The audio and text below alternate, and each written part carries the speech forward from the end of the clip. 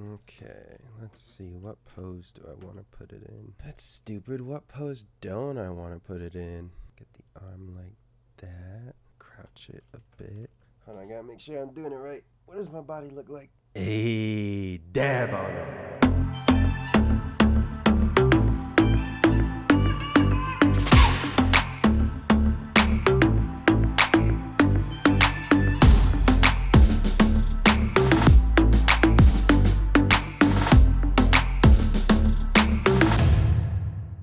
Hey everybody, and welcome back to the channel. Today I'm doing a review on the MS-06J Zaku II.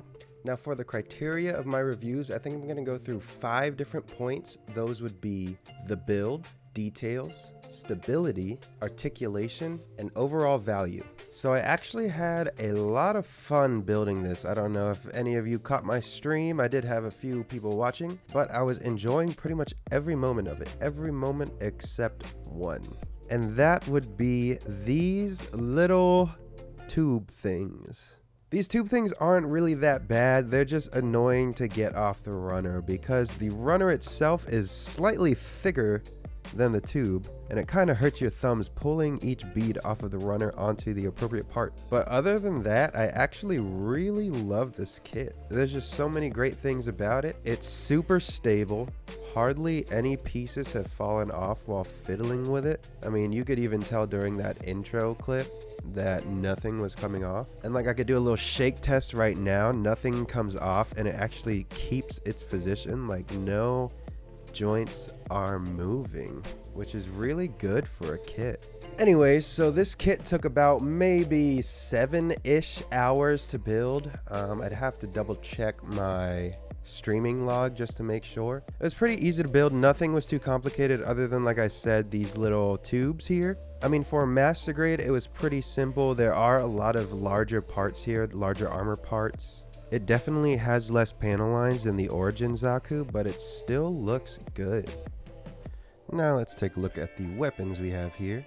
This is the missile pod. It has a strap. How the strap works is you loop it around the leg and then you slot it back into the missile pod here, and then you put the cap of the missile pod back on. We have a standard heat hawk. Nothing new or special about this. We have a bazooka. So on this weapon you can pivot the camera as well as the handle. The camera does have a sort of lens cap that you can close and open. Next is the machine gun. Now this is the main weapon I've had issues with. There's nothing inherently wrong with the weapon itself, more so how the Zaku holds it, or its inability to hold it. The Zaku can definitely hold it, it just takes a little bit of effort. Now the same as on the bazooka, we have a camera that we can pivot back and forth, as well as a handle that we can change from side to side, but it only fully extends on the left side. On top is the magazine, which you can remove, and you can actually open up the magazine itself to reveal 24 individual bullets. Included with the heat hawk is a little adapter so you can hook it onto the left or the right skirt armor. You can put it into the back skirt armor, but it's a little loose there. However, you can definitely place the machine gun magazine on that butt flap. Opening this latch, we can attach the bazooka at this point here. It's not entirely stable, but it gets the job done. Now let's take a look at some poses we can get with this guy.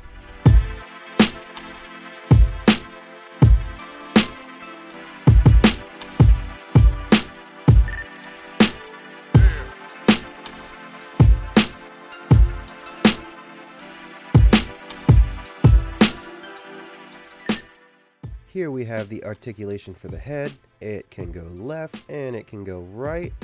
Here it is forwards and backwards. Technically with the neck joint, it can make a full 360-degree turn. It just gets stuck about right there. One of the cool gimmicks unique to this kit is that the camera will turn with the head. There is a gear mechanism that when you turn the head, it also turns the eye camera. And here is the turning and head bobbing from the back. Next we have the shield. It moves just about as expected. It has a full 360-degree rotation and it can turn pretty much all the way out of the shoulder. And the same thing goes for the left shoulder armor. Here is the arm articulation. It can go a little above 90 degrees, but you'll have to move the shield and or shoulder armor out of the way. The shoulder can rotate a whole 360 degrees. There's a cool mechanism built into the arm where if you want to move the shoulders forward, it does have a system for that so that you can get some interesting poses, such as this flex position right here.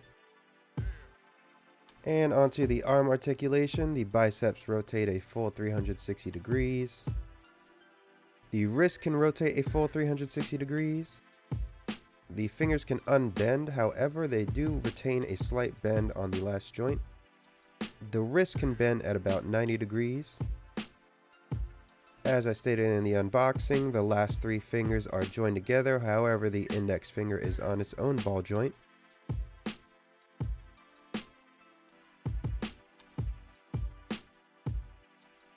And for the forearm, it is double jointed, so it can get a full bend right there. As you can see here, the right side of this cockpit does not want to stay open as well as the left side. It might have been because I had to take it out at one point. And underneath the backpack, there is a switch to where you can change the position of the cockpit from the left and right side.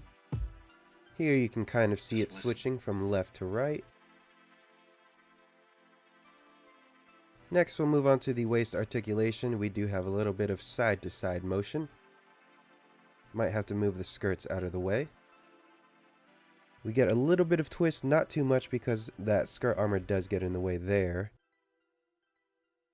Here is about as high as the skirt armor goes up to the side. The front of the skirt armor can go fully up.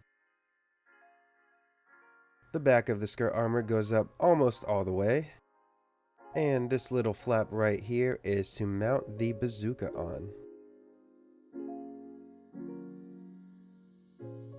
And underneath this butt flap here, we do have this piece that does move. This is to either cover or uncover the point for the mounting base. There is a little flap up here on the front armor. It has a little motion to coordinate with the ab crunch of the model. And here's about how much the Zaku can crunch forward. With the legs, this is about how much it goes up to on the side. It is limited by the skirt armor once again. The leg can bend about 100 degrees forward and about 90 degrees backward. These springs right here actually do a really great job of retaining the shape. We've got a double jointed knee for a full bend here, and as you can see, that spring bending real nicely along with the knee. And we get about a 90-degree twist from the legs. Here's an up-closer look of the knee bend. The ankle does get some side-to-side bending here, as well as some forward and back motion. One thing you can notice is that armor part below the shin does move along with the foot. Here is some toe bend, and here's what the toe bend looks like from the bottom. And there are some pistons in there too. The feet themselves you can turn slightly side to side, but not too much. The armor does turn with it. And that's it for the articulation. So anyways, that is it for the review of the MG MS-06J Zaku. Definitely had a lot of fun building it. It's pretty easy and stable to pose. The articulation is I mean, you can get some cool poses, but it still doesn't have a full range of articulation.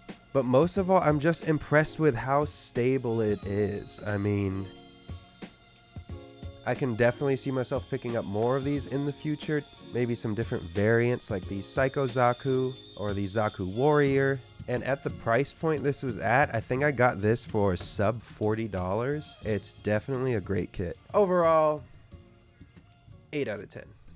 So that's it for the Zaku. If you don't have one, I highly recommend picking you up one, whether it be this model or one of the many variants that they have in the MG line. Make sure you stay tuned. My next review should be the MG Dynamis, and I'm currently live streaming that as well at twitch.tv/amilla. I'll only be streaming a few hours a day, so if you could spare some time to watch, that would be great. So drop in and say hey, let me know what you're working on. And I also have a sneak peek at the end of this vid for what my next build after that would be. So make sure you like, comment, and subscribe to stay notified for what videos I'll have posted. So until then, have a good one and start building.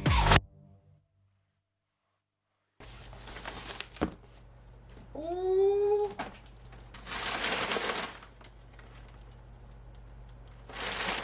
Oh my goodness.